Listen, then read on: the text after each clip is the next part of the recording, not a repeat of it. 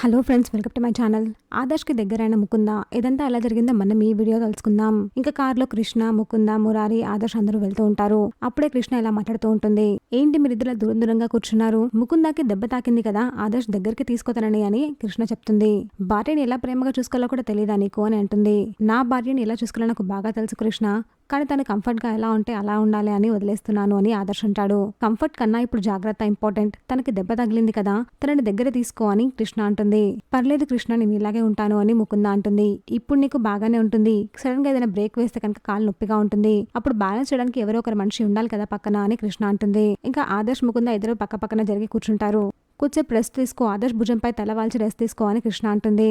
ఒక్కసారి తప్పించుకుంటా కానీ ఎన్నిసార్లు తప్పించుకోలేను కదా, ఇంకేం చేయలేను అని ముకుంద కూడా ఆదర్శ్ పై తల వాల్చి నిద్రపోతుంది.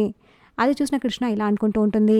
ఆదర్శ్ అంటే ఇష్టం లేనప్పుడు తన భుజంపై అంత హాయిగా ఎలా పడుకుంటుంది, మరి ఇష్టం ఉన్నప్పుడు శోభనం క్యాన్సిల్ చేయడానికి ఎందుకలా నాటకం ఆడింది అని ఆలోచిస్తూ ఉంటుంది. అసలు ముకుంద మనసులో ఏముంది ఖచ్చితంగా తెలుసుకుంటాను, ముకుందకి ఆదర్శ్ అంటే ఇష్టమా లేదా తెలుసుకుంటాను అని కృష్ణ అనుకుంటూ ఉంటుంది. చూసాగా ఫ్రెండ్స్, మరి ఏం జరగబోతుందో. ఇలాంటి జెన్యూన్ అండ్ రెగ్యులర్ అప్డేట్స్ కోసం మా వీడియోకి లైక్ చేసి ఛానల్ సబ్స్క్రైబ్ చేసుకోండి.